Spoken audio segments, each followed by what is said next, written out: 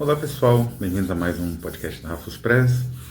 Hoje temos um especial Aventuras Bibliófilas que a gente vai falar um pouco a respeito da questão do narrativa e sonho, né? Isso está diretamente relacionado com a atual campanha do Alfred Kubin, né?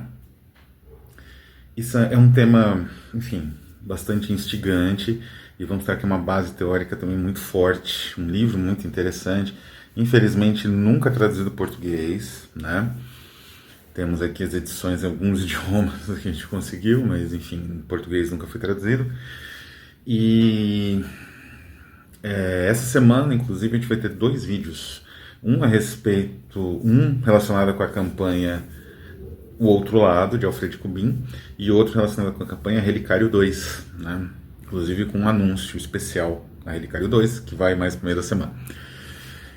Mas, voltando, a questão do sonho é muito interessante, né? O sonho tem uma relação indireta, às vezes direta, é direta, mas nem sempre, né? É curioso isso, com o sono. E é interessante que a humanidade, durante um bom tempo, né, uns bons milhares de anos, ela teve um sono bifásico, né? Isso foi descoberto aí por arqueólogos aí, eu acho que eu já até comentei sobre isso, né? Como é curioso que você, por conta especialmente no inverno, né, especialmente no hemisfério norte, os invernos, as noites serem muito longas e você perder muito tempo, né, e você não poder fazer muita coisa, pelo menos seria interessante dormir, mas também tentar aproveitar esse tempo aí, que enfim, no hemisfério norte escurece umas 4, 5 da tarde, né, 4 da tarde aparece meia-noite, assim, então no inverno, né? Então é um pouco complicado. Então o sono era bifásico, você dormia algumas horas, acordava, fazia algumas atividades, economizava os recursos que eram escassos de vela, de lume, né? Lamparina, o que fosse, porque esse tipo de sono durou um bom tempo depois da Idade Média, até a Idade Média acho que era o auge, né? E depois você dormia de novo. E eu acredito até o sol raiar daí, né? Eu acredito que isso tenha criado umas condições interessantes, porque as pessoas eram dominadas por um duplo sonho, né? Então, as possibilidades de você ver coisas ou compreender coisas dentro do sonho, ou essa visão que eu vou falar daqui a pouco, que é muito interessante, do sonho ser quase um determinante da vida, a vida ser um acessório do sonho, isso aí surge um pouco por isso, um condicionamento biológico quase, que nós fomos perdendo com a industrialização de tudo, né? Da nossa vida, inclusive do próprio sono, né? É muito mais gerenciável e também a luz, né? A luz elétrica em escala industrial permite que você tenha a iluminação de um sol dentro de um estádio, de casa, né? Então, mas isso tem diretamente a ver então com o que a gente vai falar, que é essa ideia do sonho como elemento, um elemento de complexidade que adiciona uma camada relacionada tanto à significação quanto à narratividade na vida cotidiana. A cada noite, ou às vezes dia, né? A depender, nossas mentes produzem filmes ou livros, ou pequenas narrativas, pode ser, né? Poderia ser qualquer tipo de narrativa, em áudio, em filme com imagem, escrita, né? Com descrições e tal.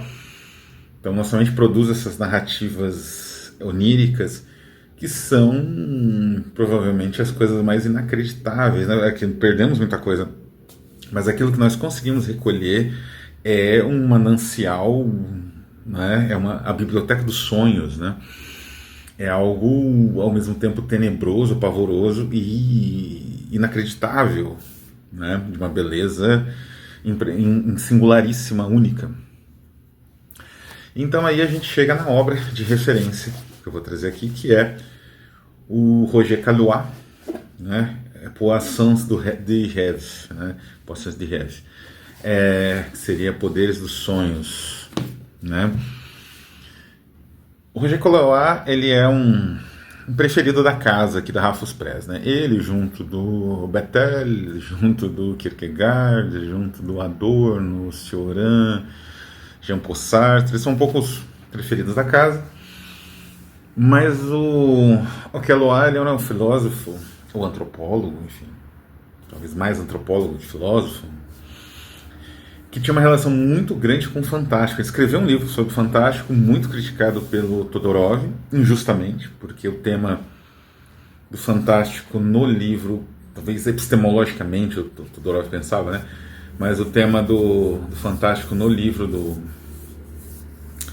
do Keloir é menos literatura e mais artes visuais. Já mostrei esse livro aqui, fiz uma análise. É um livro sensacional, né? Tem digamos assim, uma estrutura de pensamento muito sofisticada. E então o Keloir, ele publica em 1900, essa aqui é a edição francesa, a primeira edição francesa, eu tenho aqui. Foi publicado em 1960 pelo Le Club Français de Livres, né? 62, tem aqui a data, né?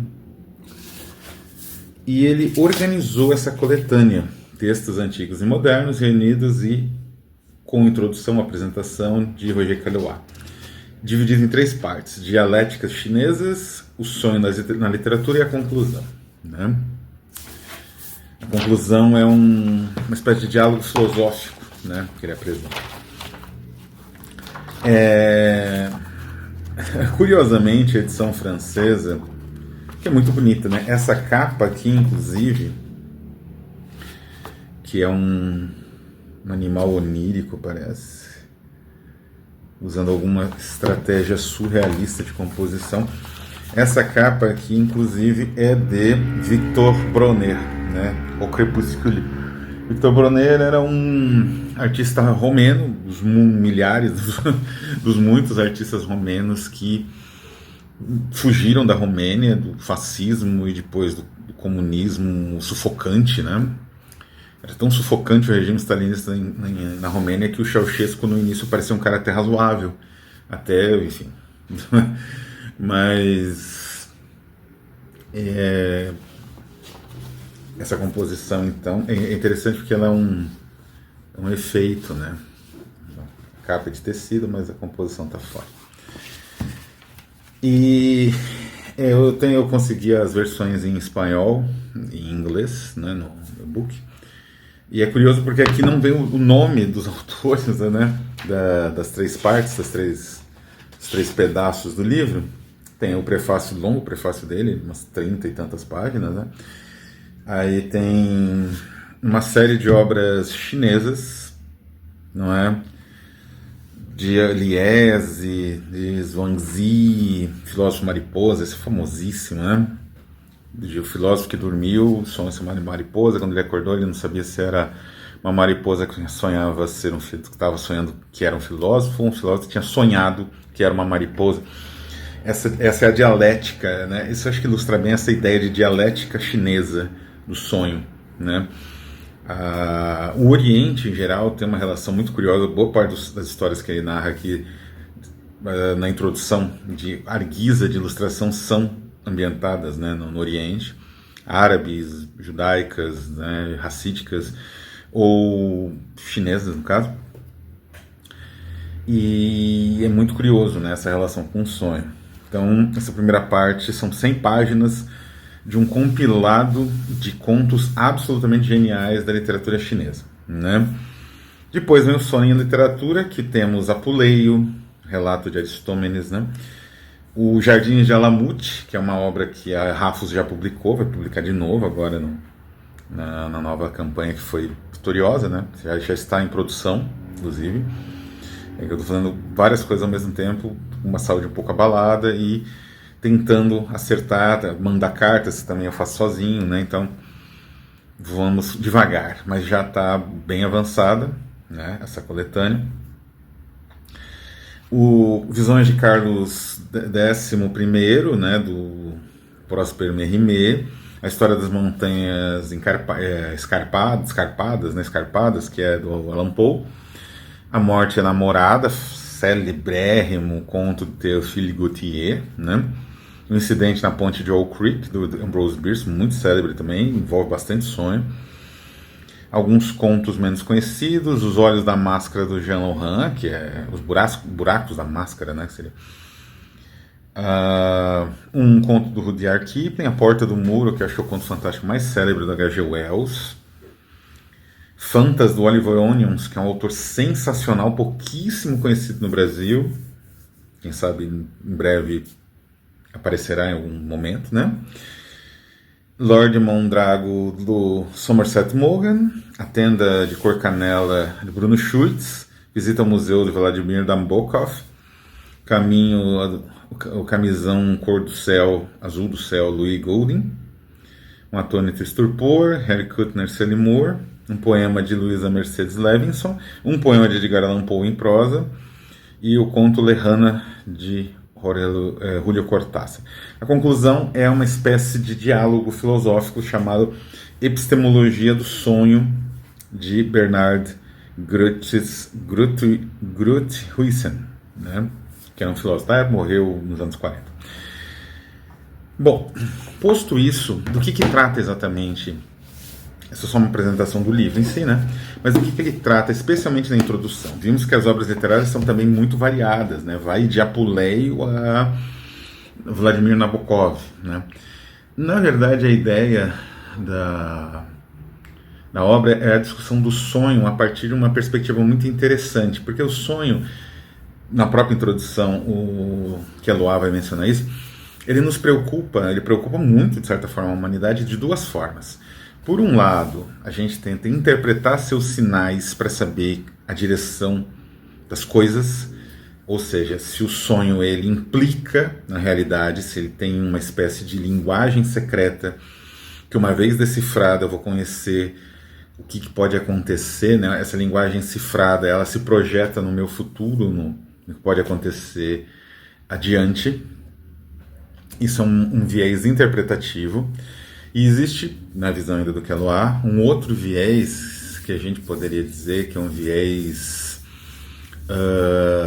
projetivo, não interpretativo, que é o sonho, ele é realidade, ele é uma outra dimensão, ele acontece aonde exatamente, o que acontece com a minha mente ou com o meu espírito, ou com ambos durante o período do sonho.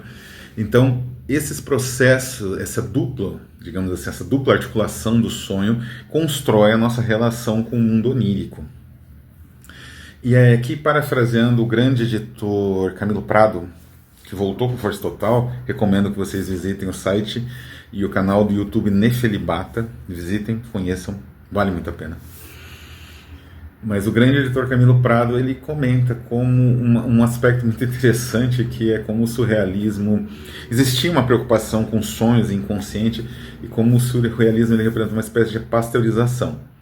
Eu, por um lado, adicionaria essa observação, que a psicanálise também vai um pouco nesse caminho, mas eu faria uma ressalva, que isso não é tanto culpa ou causado pelos artistas, é mais causado pelo viés interpretativo, né? A palavra surrealismo, né, superrealismo, que depois virou uma espécie de brasão, né, que indica tudo relacionado com inconsciente, mente, sonho. E não é assim que funciona, não é assim que a banda toca, e acho que provavelmente alguns dos próprios surrealistas concordariam que isso foi um exagero. Né? Alguns morreram muito cedo, né? Deneau, o próprio Artaud, talvez eles não concordassem com esses desdobramentos, né? Mas o que eu quero dizer com isso? Né? Eu quero dizer que o Keloa ele vai trabalhar o sonho a partir, digamos assim, como se fosse um funil ao contrário, né? Ele vai da visão mais restritiva para uma visão que vai gradativamente expandindo os limites do sonho, né? Qual que é essa visão mais restritiva? É a visão interpretativa. São os guias, os manuais, as neurocríticas, que tem a do Polidoro, que é a mais famosa, falando da chata pela editora do Unicamp, uma coisa assim. Mas na antiguidade tem várias, tem na Índia, tem no Japão, tem no Ocidente, tem uma dúzia, tem não só a do Apolidoro, mas tem de outros autores gregos, alguns autores latinos, né? Que é aquele manual. Ele cita um que é uma loucura, que é um sonho que indica doença ou morte. Isso numa oneirocrítica hindu. E é praticamente todo tipo de sonho, inclusive de dente, o que é bizarro, porque eu já ouvi falar que sonhar com dente indicava a morte. E na antiguidade e na Índia também as pessoas acreditavam exatamente nisso, né? Então, morte ou doença, né? Enfim.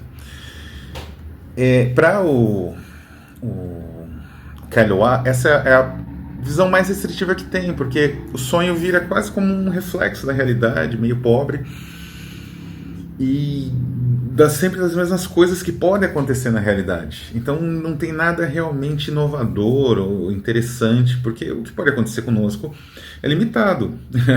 Você pode dar sorte, dar azar, morrer ou viver, se casar ou ficar sozinho, não é? Conseguir uma fortuna, uma riqueza, ou um emprego, sei lá, ou não conseguir nada e terminar na miséria. Enfim, isso é a vida humana.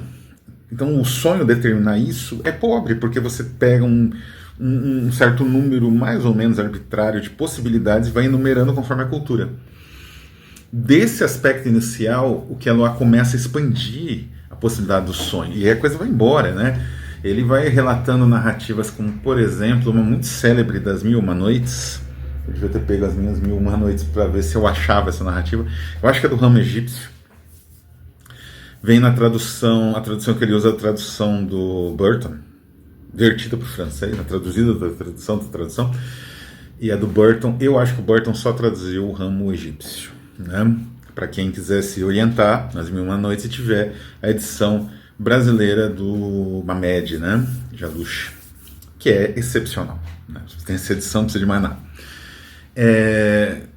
Que é Os Dois que Sonharam, né? Que é um indivíduo que sonha em Bagdá, que alguém, um gênio, sei lá, fala para ele ir para o Cairo, bem longe os dois países, para o Cairo. Ele é pobre, ficou pobre, né? Ele vai para o Cairo para encontrar um tesouro no Cairo. Ele não consegue encontrar. Ele é confundido com uns bandidos que tentam roubar uma casa adjacente à mesquita, né? Porque ele dorme como se fosse quase um morador de rua, então ele dorme na mesquita. Ele é espancado pela guarda policial, né? Pela guarda da ordem. E o delegado local, o juiz local, dá um esporro nele e fala que foi bobagem ele ir, porque ele também sonhou que em outro lugar, em Bagdá, ele ia encontrar um tesouro. Ele descreve o sonho mais ou menos, né? A casa e tal. E ele sempre achou isso uma bobagem e nunca foi para lá. Aí ele volta, o que foi para Bagdá, ele ganha um dinheiro do juiz para poder voltar para casa. Ele volta, vai para a casa dele, que é exatamente a casa do sonho do juiz, cava no lugar que o juiz indicou, encontra o tesouro e fica rico. Então, isso é uma tal complexidade do sonho, é como se o sonho começasse a crescer, aquela coisa simplificada, muito restritiva, da própria interpretação dos sonhos, que tem até na própria psicanálise um pouco, né? Essa restrição começa a se expandir, e você tem o infinito praticamente quando você chega nesse tipo de história. E essa visão do Kahlua, ela se conecta diretamente com a obra O Outro Lado, né? Porque o outro lado, ele trabalha exatamente as possibilidades digamos assim, é quando o sonho ele deixa as suas amarras mais tradicionais de interpretação, de figuração, né? De alegoria, porque o sonho pode ser alegórico, né? No caso da Bíblia, né? Todos os sonhos são alegóricos na Bíblia. José, né? O sonho das vacas gordas, vacas magras, etc., né? Não, no caso do outro lado, é um pouco como no caso desses dois que sonharam, dessa história das 1001 Noites, é uma visão do sonho muito mais complexa, e é uma visão do sonho como um mecanismo que vai te enredando como se fosse uma armadilha, e aquele mecanismo inicialmente relativamente prazeroso, ele vai fazendo você mergulhar num pesadelo sem fim, assim. Então é uma coisa absolutamente enlouquecedora, sufocante e genial, né? Então eu achei aqui interessante trazer, né? Tô lendo esse material, vai estar na introdução, vou mencionar bastante esse material e outros. O Kellogg escreveu muito sobre sonho, né? Então vou fugir um pouco tanto da interpretação psicanalítica quanto da interpretação surrealista, vou para um outro caminho e espero que apreciem então o material, né, quando ele estiver impresso, né, traduzido, tradução Lucas excelente, captando essas nuances que eu mencionei, que se espalham pela linguagem, pela estrutura narrativa, etc. Então é isso, vou ficando por aqui, espero que tenham gostado. Vou colocar a referência das 3 versões que eu encontrei deste livro e até a próxima.